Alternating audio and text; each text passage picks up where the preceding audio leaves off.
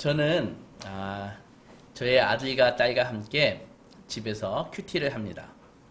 혼자 할 수 있지만 아이들에게 큐티하는 습관을 길러주기 위해서 같이 합니다.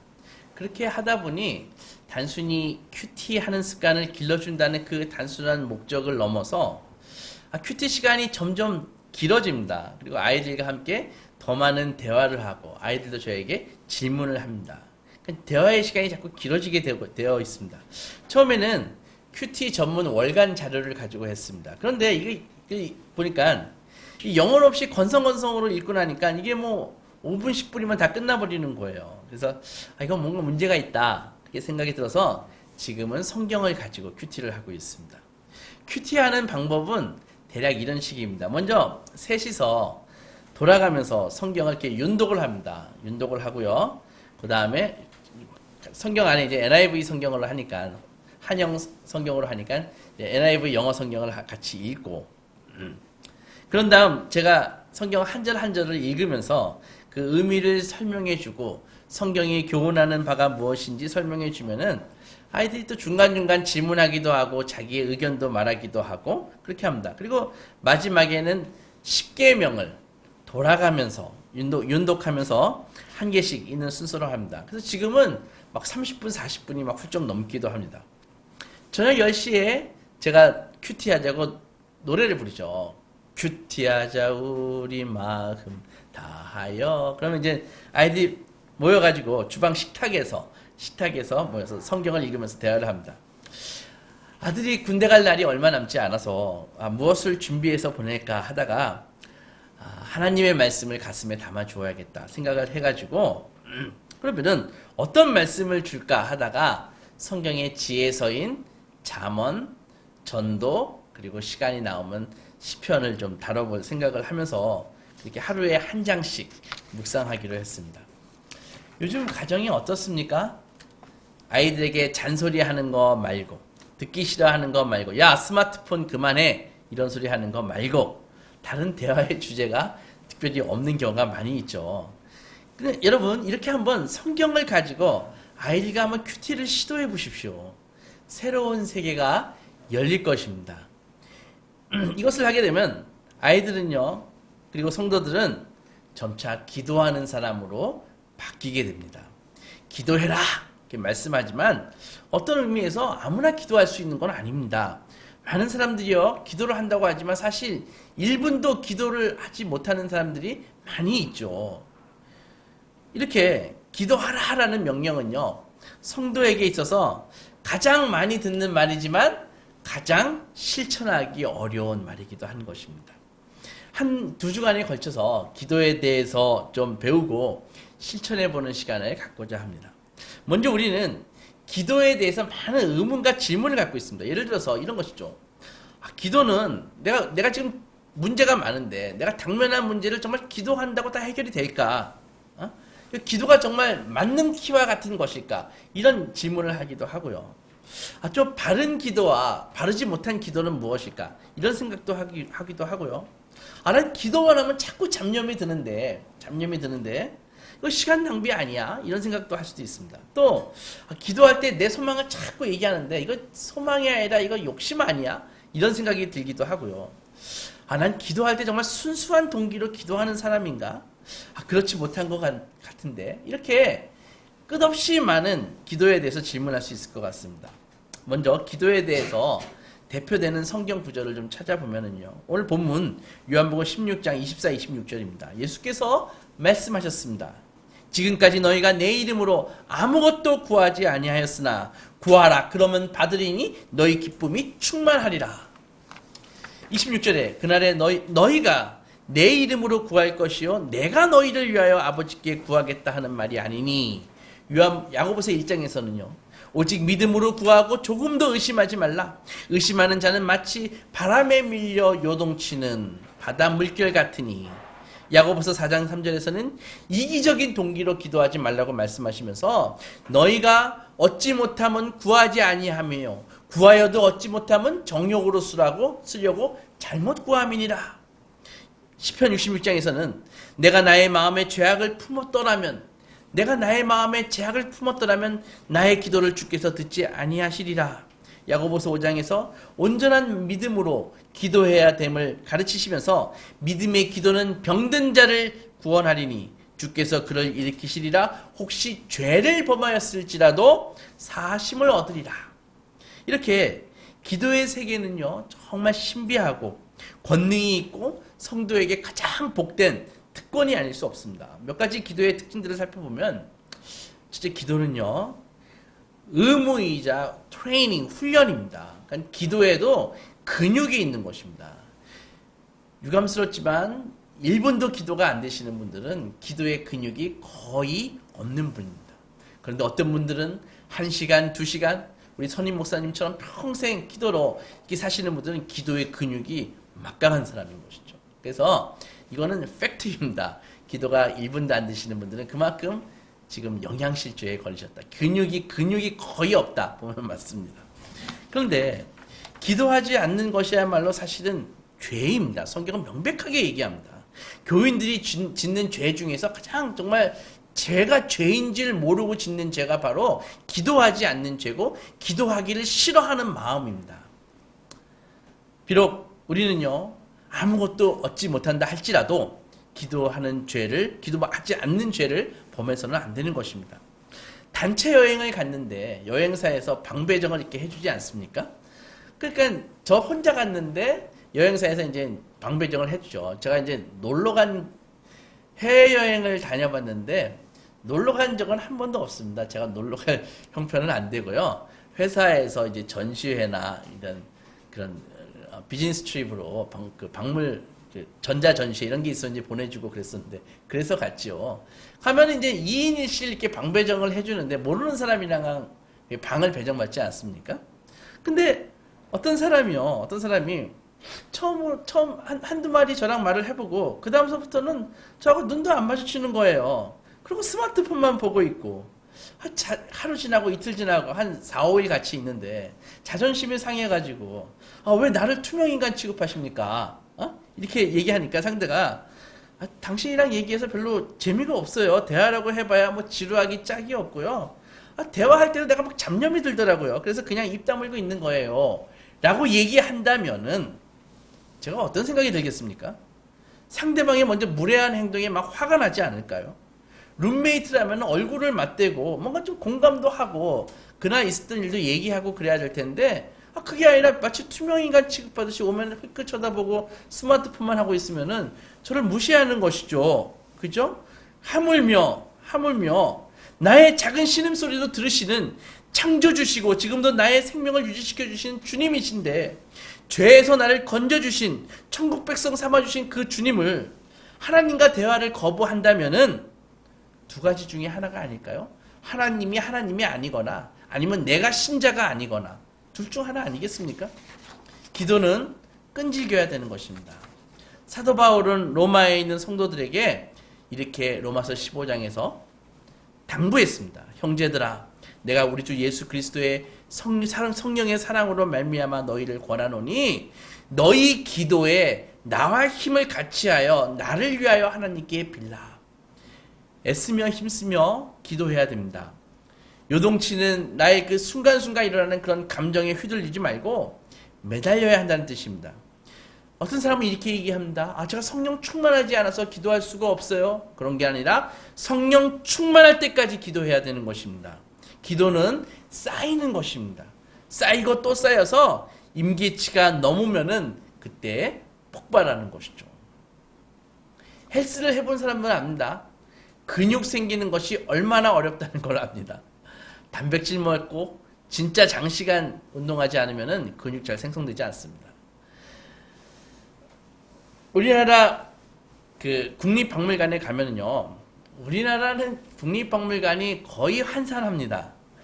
그러나 영국 그 대형 박물관이나 파리의 루브르 박물관이나 그리고 이탈리아의 미켈란젤로의 작품이 있는 그 베드로 성당 이런 데 가면은 언제나 관람객으로 북적북적 넘쳐납니다. 물론 지금은 코로나 때문에 좀 달라졌을 거예요. 그런데 소수의 그 애호가들은 이 모나리자 같은 그런 이 그림을 보면서 감동을 받는데 어떤 어떤 매니아들은 이 모나리자 이 그림 앞에서 정말 3시간, 4시간 서가지고 그 그림을 쳐다봅니다.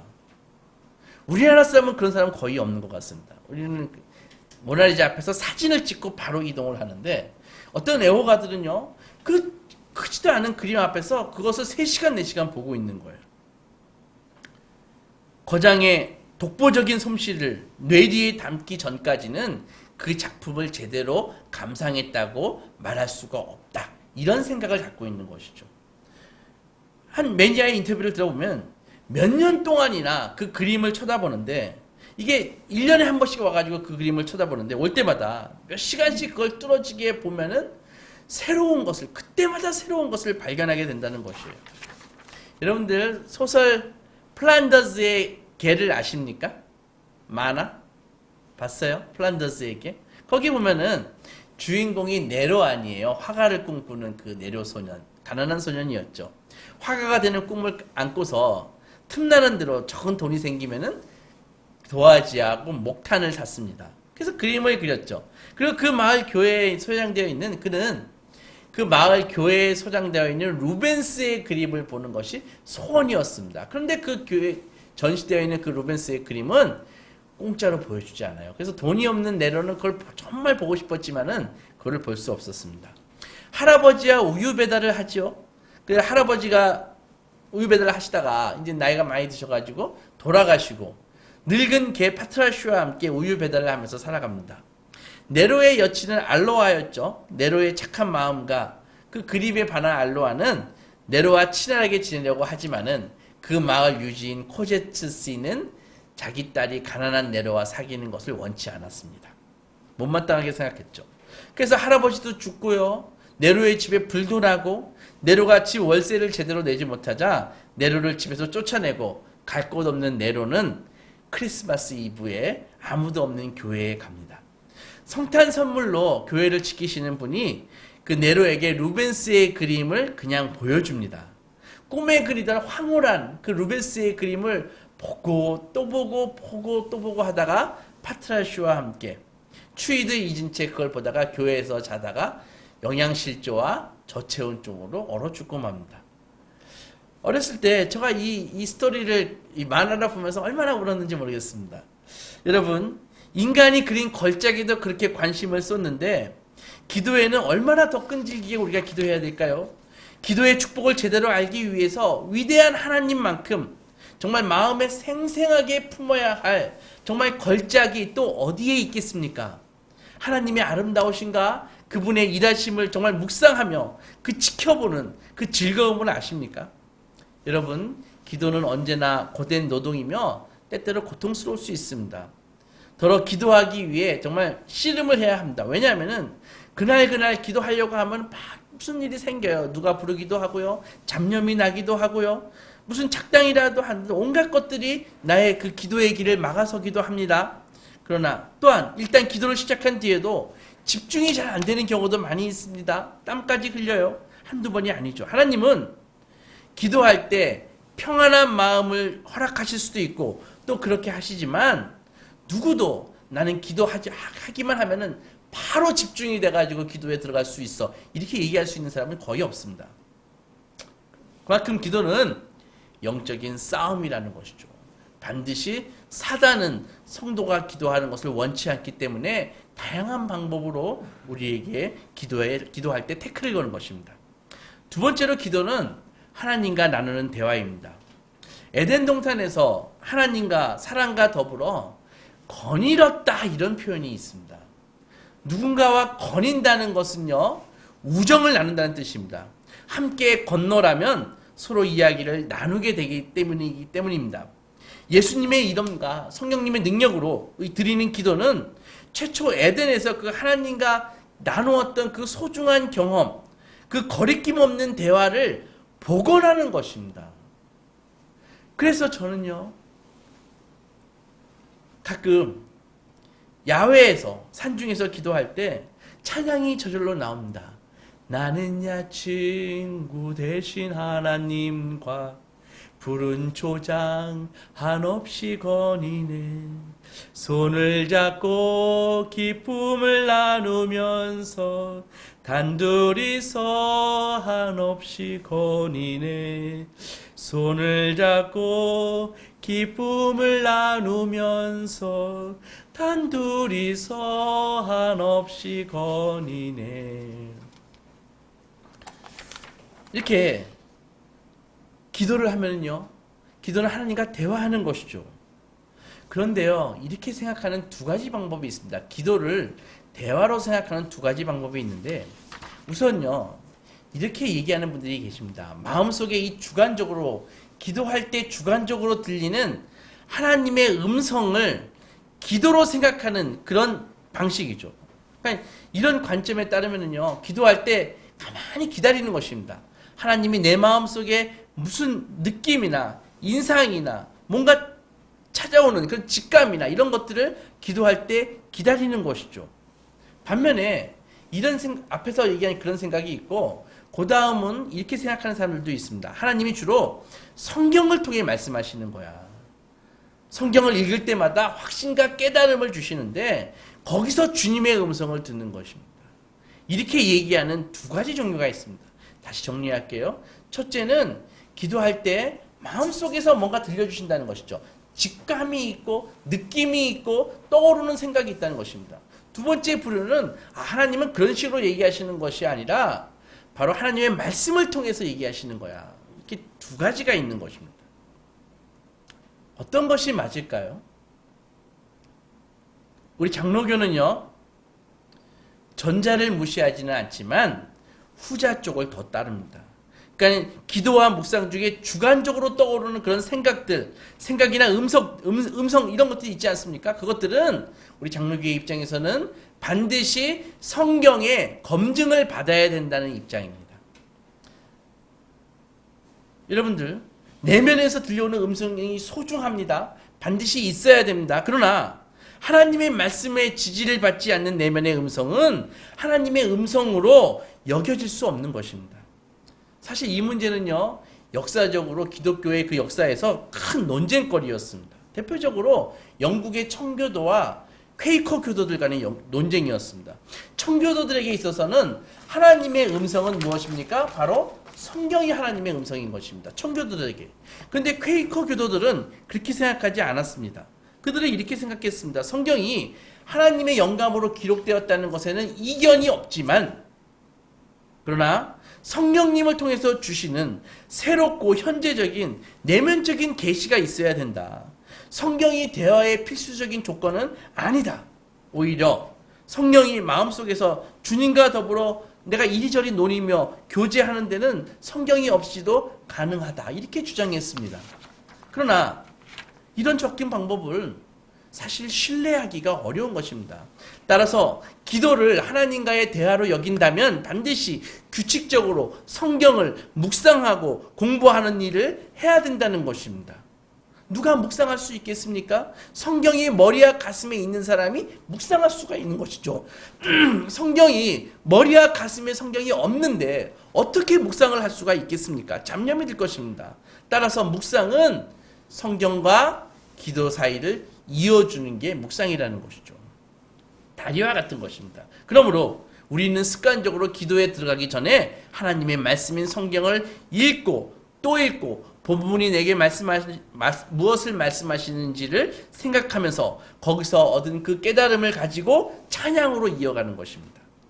하나님을 아는 일에 성경 읽기만큼 중요한 도구가 없는 것입니다. 세 번째로 기도 안에는 찬양과 고백과 강구가 들어있어야 됩니다. 기도를 가르쳐 주세요. 제자들이 예수님에게 말씀했죠. 물어봤죠. 그래서 예수님께서 기도를 가르쳐 주셨는데 무엇을 가르쳐 주셨습니까? 주기도문을 가르쳐 주셨습니다. 그래서 주기도문에는 기도의 모든 요소들이 다 들어가 있는 것입니다. 처음에 주기도문은 찬양과 경배로 시작하지 않습니까? 하늘에 계신 우리 아버지여, 이름이 거룩히 여김을 받으시오며 나라가 임하오시며 뜻이 이루어지리이다. 이것이 찬양이라고 경배라고요. 그 다음 우리의 필요를 채워주는 요청을 하죠.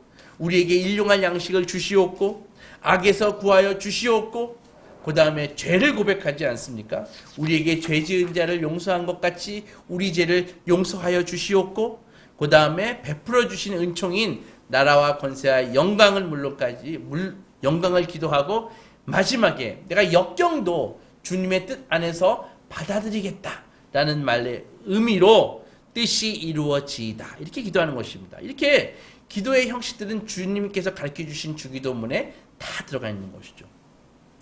하나님의 위대함에 눈을 뜨면 하나님이 위대함을 보면 볼수록 자신의 죄를 깨닫는 것입니다.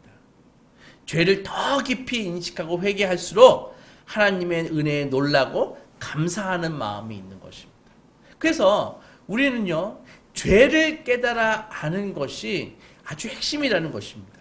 누가 하나님의 은혜에 더 감사할까요? 그것은 바로 자신이 더 많이 용서받은 사람이 하나님의 은혜에 감사하는 것입니다. 누가복음 7장에서 이렇게 말씀하셨습니다. 이러므로 내가 내게 말하노니 그의 많은 죄가 사하여졌도다. 이는 그의 사랑함이 많음이라. 사함받은 일이 적은 자는 적게 사랑하느니라. 반대로 사함받은 일이 많은 사람은 많이 사랑하는 것입니다. 그러면은 우리는 이렇게 생각하면 되겠습니까? 저 사람이 정말 감사한 이유는 저 사람이 나보다 죄를 더 많이 졌기 때문이야, 이렇게 생각하는 게 맞는 논리일까요? 아니죠. 하나님의 은혜를 많이 깨달으면 깨달을수록 내 죄를 정말 제대로 깨달았다면은 하나님의 은혜를 더 많이 사모하게 되고 감사하게 된다는 것입니다. 그래서 사함받은 일이 적은 자는 하나님을 적게 사랑하고, 사함받은 일이 정말 많은 사람은 많이 사랑하는 것입니다.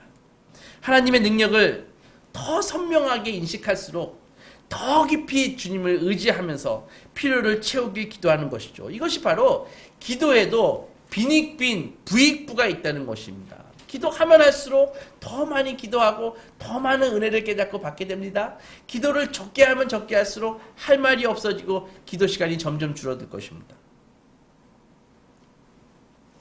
마지막으로 기도는 반드시 예수님의 이름으로 기도해야 된다는 것입니다. 하나님의 참 아들이신 예수께서 우리 죄를 사하시려고 이루 말할 수 없는 희생을 감당하셨습니다. 성령 하나님께서 예수 그리스도를 나의 주 나의 하나님으로 영접한 그 성도들에게 하나님의 자녀의 신분됨을 마음속에 이렇게 인쳐주시는 것입니다. 우리는 하나님의 구원받은 백성임을 성령 하나님께서 믿게 해주시는 것입니다. 이런 우리에게 하나님께서는요, 아비 없는 자식같이 그냥 방치하지 않으시고 우리 아버지 되신 하나님과 교통할 수 있는 수단으로 기도를 주신 것입니다.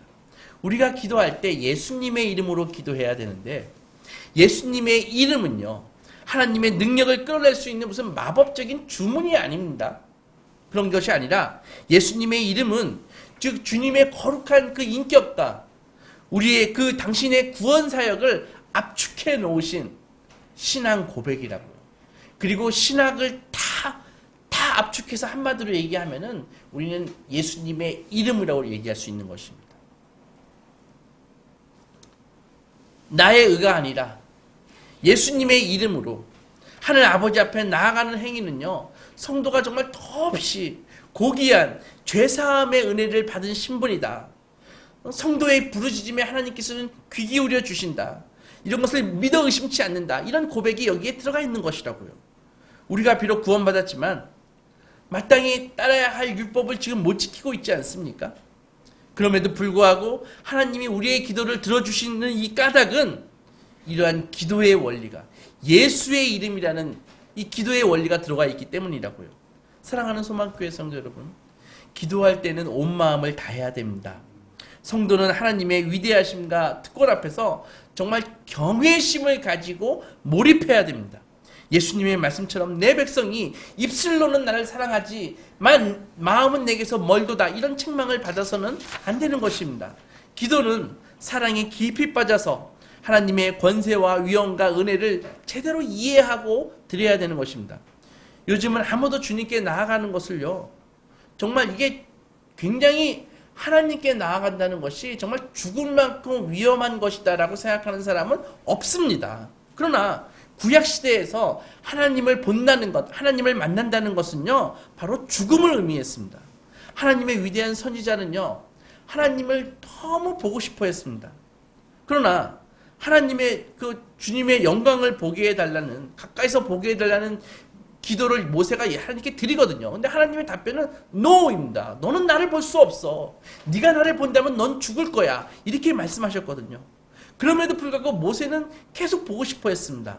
그래서 하나님의 하신 방법이 뭐냐면은 모세를 바위 틈 속에 숨기시고 하나님의 손으로 덮으시고 하나님의 영광이 지나갈 때 잠깐 손을 들어주실 때 모세는 하나님의 등을 본 것입니다. 모세가 영이신 하나님을 봤다는 것이 아니라 바로 물리적으로 구현된 하나님의 영광의 뒷모습을 잠깐 본 것입니다. 하물며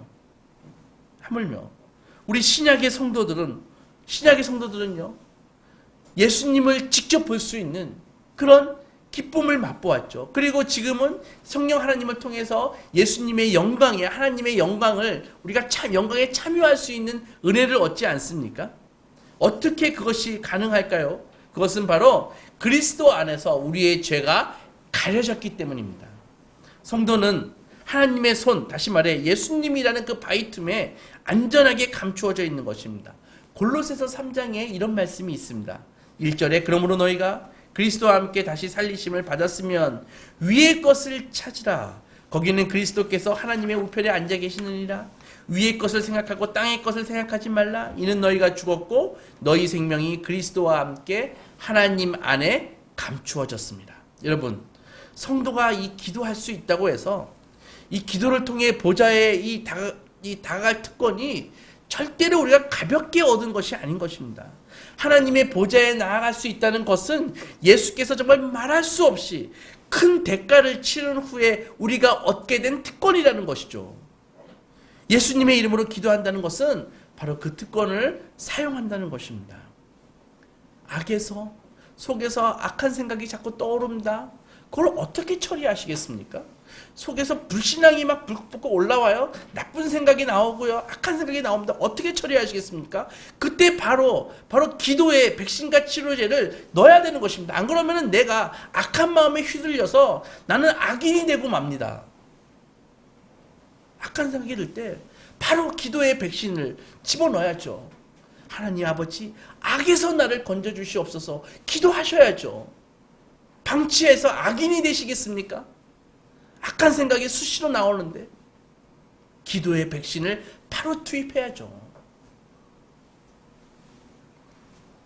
하나님께 간구할 때마다 어떤 일이 벌어지는지 우리는 스스로 되새길 필요가 있습니다.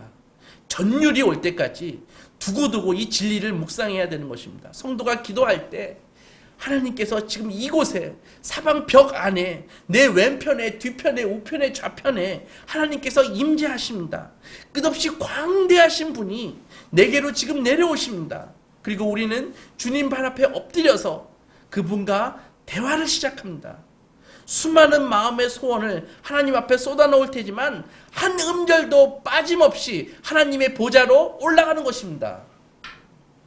기도에 몰입할수록 기도하는 내가 하나님의 사랑받는 자녀가 되었음을 확인할 수 있습니다. 확신할 수 있습니다. 예수 그리스도, 우리 거룩한 제사장께서 하나님 우편에 져서 우리가 기도할 때 나를 변호해 주십니다. 그렇게 우리는 담대하게 주님의 보좌에 나갈 수 있는 것입니다. 기도에는 정말 팬티스틱한 그런 경이로움이 있는 것입니다. 사랑하는 여러분, 이 기도의 기쁨과 혜택을 누리는 빼앗기지 않는 소망의 자녀들이 되시기 주님의 이름으로 축원합니다.